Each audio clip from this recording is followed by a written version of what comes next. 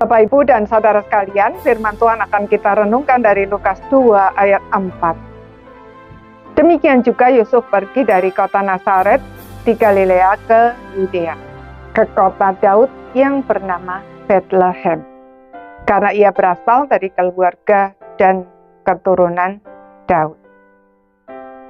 Saudara-saudara sekalian, situasi sulit bisa datang kapan saja tanpa kita duga. Itulah yang terjadi pada Yusuf dan Maria.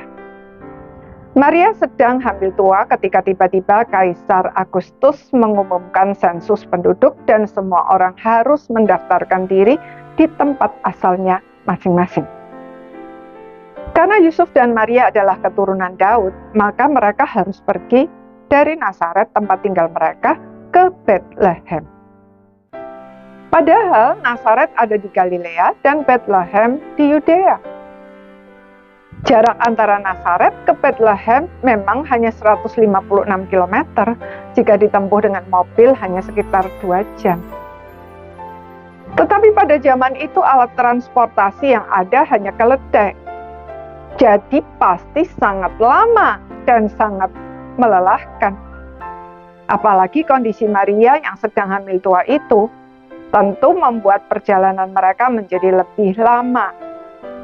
Itulah sebabnya ketika mereka sampai di Bethlehem, semua rumah penginapan sudah penuh, tidak ada kamar buat mereka.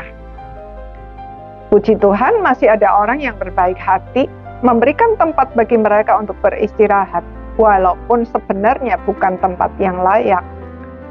Sehingga ketika pada malam itu Tuhan Yesus lahir, Maria hanya bisa membungkusnya dengan kain lampin dan membaringkannya di dalam palungan. Meskipun demikian, kelahirannya di Bethlehem membuat satu lagi nubuat tentang dia digenapi.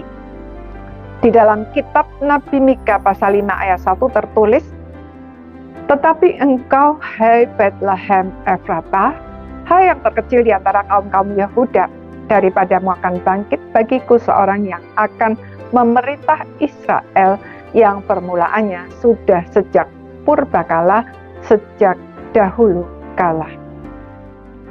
Dengan kata lain, semua itu terjadi bukan secara kebetulan. Ada Allah yang Maha Kasih, yang merencanakan dan mengatur semuanya secara detail dan sempurna. Tujuannya hanya satu, yaitu menyelamatkan setiap orang yang percaya dari dosa dan maut. Saudara, apakah hari ini sesuatu yang nampak buruk tiba-tiba masuk dalam kehidupan saudara?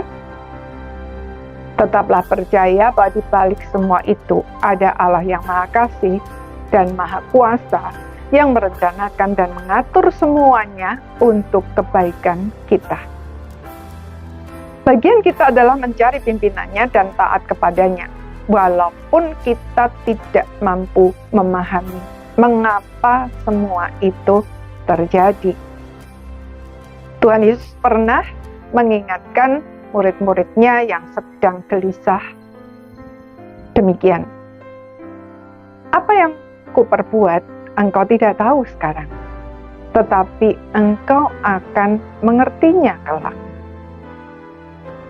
Pada saat hal itu dibukakan bagi kita akan bersyukur karena semua yang Tuhan rancangkan bagi kita jauh lebih mulia daripada yang bisa kita pikir dan harapkan. Amin.